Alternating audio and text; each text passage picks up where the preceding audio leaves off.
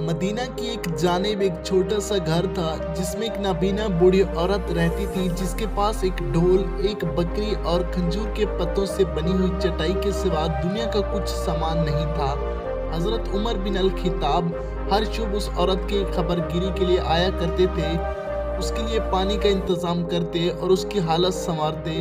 इस बात को एक अरसा बीत गया। एक दिन हजरत उमर उसके घर तशरीफ ले गए तो वो देखा कि हर चीज़ बासलीका और तरतीब के साथ रखी हुई है।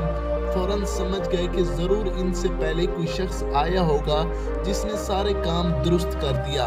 उसके बाद आप कई बार आए और हर मर्तबा देखने को कोई शख्स उनसे पहले आकर घर का काम कर जाता और घर की सफाई वगैरह कर जाता। एक दिन हजरत उमर को ये मालूम करने के लिए आखिर कौन है उनसे पहले आकर सारे काम कर जाता है, घर के करीब किसी कोने में छुप गए। अचानक एक आदमी को घर के आते करीब देखा। उसने दरवाज़ा खटखटाया, फिर अंदर चले गया।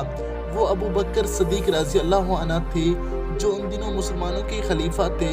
हज़रत उमर इस पोशीदा जगह से बाहर आए। आप रज़ी अल्लाह की हकीकत अमर वाज़ी हो गई।